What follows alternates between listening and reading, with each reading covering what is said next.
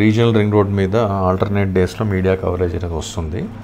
So ఈ Saturday వచ్చిన article ఈనాడులో దాని ప్రకారం చూసుకుంటే వీడనున్న చిక్కుముడ్లు అని main agenda of this article is ఏంటంటే ఒకేసారి మనకి నార్త్ సైడు ఇటు మొత్తం ఈ 2 జోన్స్ ఏదైతే ఉందో 2 పార్ట్స్ కింద డివైడ్ చేసింది ఒకేసారి వర్క్ స్టార్ట్ చేయాలని చెప్పేసి డెసిషన్ తీసుకున్నారు.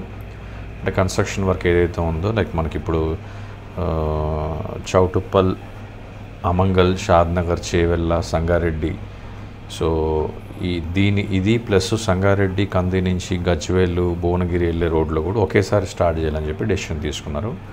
అండ్ వన్ మోర్ థింగ్ ఏంటంటే ఇక్కడ మనకి సో యూటిలిటీస్ మార్చడము, దీనికి ఉన్న ఎక్స్పెండిచర్ షేర్ చేసుకోవడము, ఇవన్నీ కూడా ఒక ఎప్పటి నుంచో నడుస్తున్న డిస్కషన్ ఇది.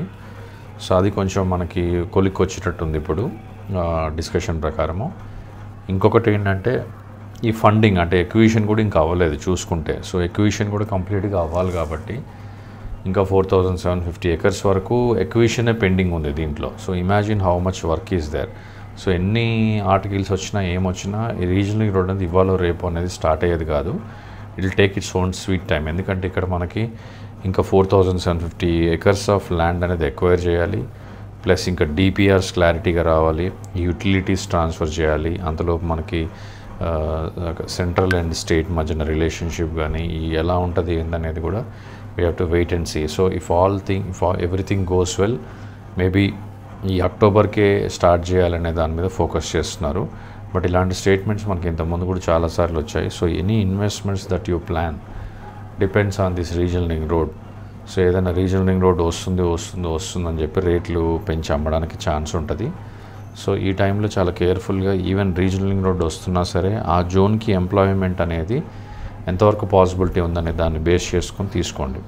అంతే తప్ప రీజనల్ రింగ్ రోడ్ వస్తుంది కదా అని చెప్పి ప్రతి దగ్గర మనం వెళ్ళి డిటీసీపీ లేఅవుట్లలో 20,000, 15,000 అలా పెట్టి తీసుకోవాల్సిన అవసరం లేదు.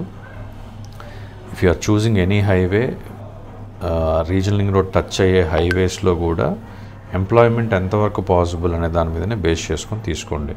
అంతేగాని ఎంప్లాయ్మెంట్ ఇప్పుడు ఓఆర్ఆర్ దగ్గరనే ఎంప్లాయ్మెంట్ లేని జోన్స్లో దూరం వెళ్ళి రీజనల్ రింగ్ రోడ్ దగ్గర ల్యాండ్ కొనడం కానీ ప్లాట్ కొనడం కానీ చేయకండి.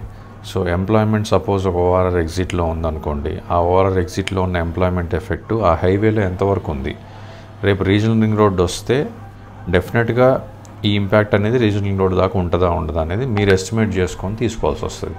So for example Mumbai highway, so ఇప్పుడు మనకి పటాన్ చెరు ఇదంతా కూడా ఈ కొల్లూరు, పటాన్ చెరు, శంకర్పల్లి ఎఫెక్ట్ అనేది ఉంది, ఎంప్లాయ్మెంట్ అనేది ఉంది.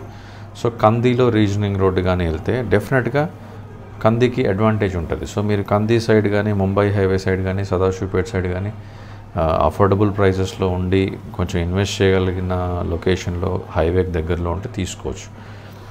సో సేమ్ వేలో శంకర్పల్లి, సేమ్ వేలో చేవెళ్ళ, సేమ్ వేలో షాద్నగర్.